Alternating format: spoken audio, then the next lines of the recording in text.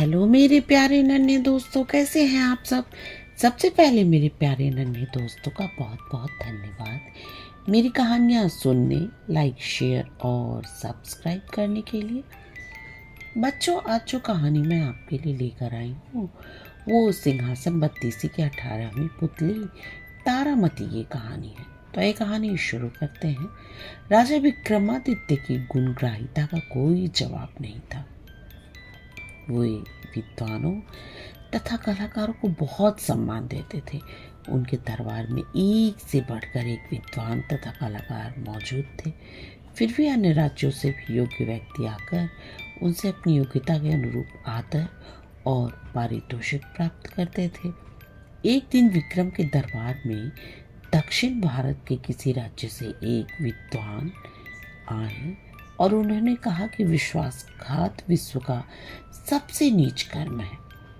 उन्होंने राजा को अपना विचार स्पष्ट करने के लिए एक कहानी सुनाई। उन्होंने कहा कि बहुत समय पहले एक राजा थे। उनका भरा पूरा परिवार था। फिर भी 70 वर्ष की आयु में उन्होंने एक रूपवती कन्या से विवाह किया। वो नई रानी के रूप पर इस तरह मोहित थे कि उनसे एक पल भी अलग नहीं होना चाहते थे। वो चाहते थे कि हर वक्त उनका चेहरा उनके सामने रहे। वो नई रानी को दरबार में भी लेकर आकर अपने बगल में बिठाने लगे।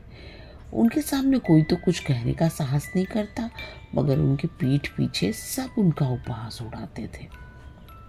राजा के महामंत्री को ये बात बुरी लगी।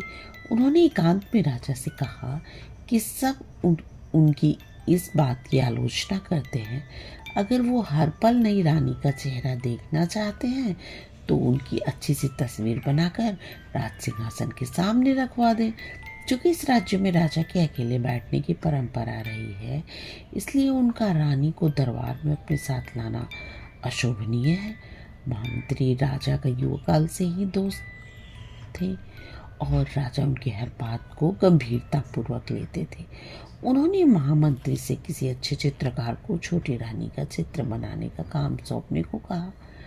महामंत्री ने एक बड़ी योग्य चित्रकार को बुलाया।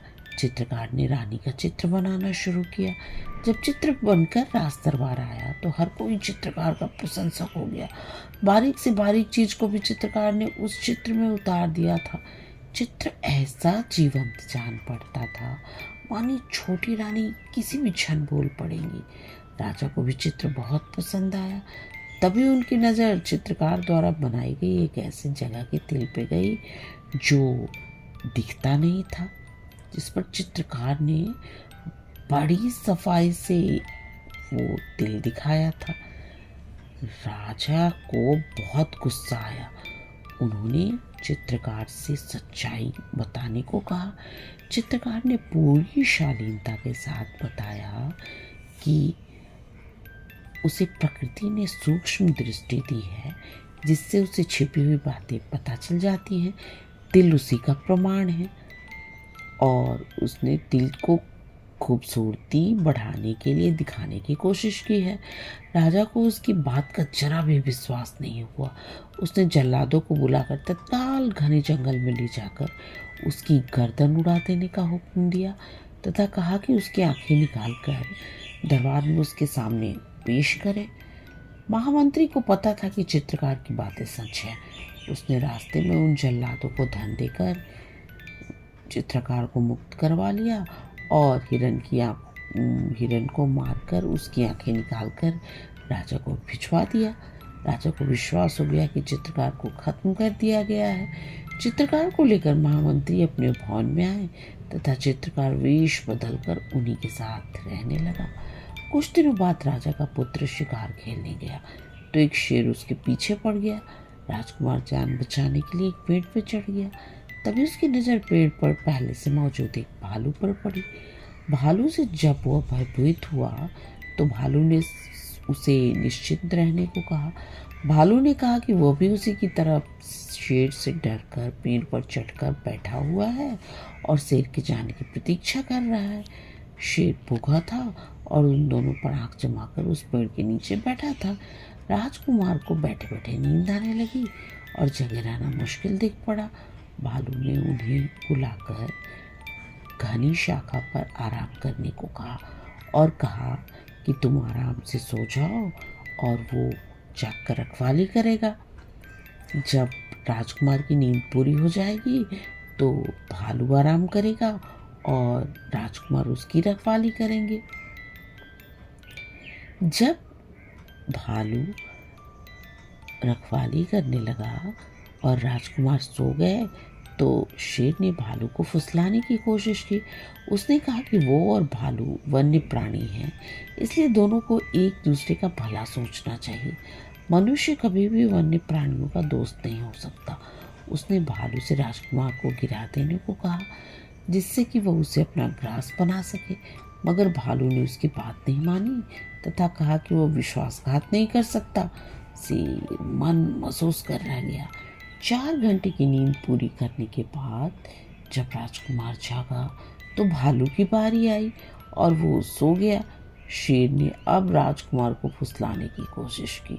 उसने कहा कि क्यों भालू के लिए दुख भोग रहा है। अगर वो भालू को नीचे गिरा देता है तो शेर की भूख मिट जाएगी और वो आराम से राजमहल लौट जाएगा।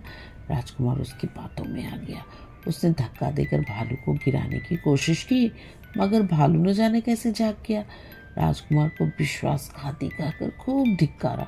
राजकुमार की अंतरात्मा ने उसे इतना कोसा कि वो गूंगा हो गया। जब शेर भूख के मारे जंगल के अन्य शिकार की खोज में निकल गया तो वो राजमहल पहुंचा। किसी को भी उसके गूंगा होने की बात समझ में नहीं आई। कई बड़े वैद्य आए मगर राजकुमार का रोग किसी की समझ में नहीं आया। आखिरकार महामंत्री के घर में छिपा हुआ वो कलाकार वैद्य का रूप धरकर राजकुमार के पास आया। उसने गूंगे राजकुमार के चेहरे का भाव पढ़कर सब कुछ जान लिया।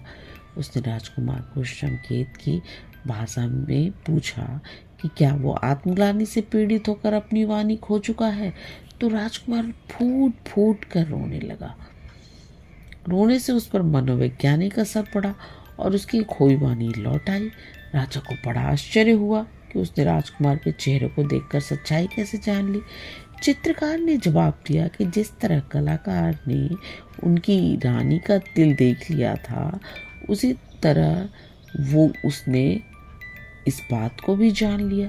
राजा तुरंत समझ गए कि ये वही कलाकार है जिसके वध की उन्होंने आज्ञा दी थी। वो चित्रकार से अपनी भूल की माफ़ी मांगने लगे तथा ढेर सारे इनाम देकर उसे सम्मानित किया। उस दक्षिण के विद्वान की कथा से विक्रमादित्य बहुत प्रसन्न हुए तथा उसके पांडित्य का सम्मान करते हुए उन्होंने उसे 1 लाख स्वर्ण मुद्राएं दी। बच्चों, अगर आपको आज की कहानी पसंद आई तो प्लीज़ मेरे चैनल को सब्सक्राइब करें और मेरे प्यारे नन्हे दोस्तों, आप आराम से सो जाएं और सपनों की दुनिया में खो जाएं। गुड नाइट मेरे प्यारे नन्हे दोस्तों, गुड नाइट।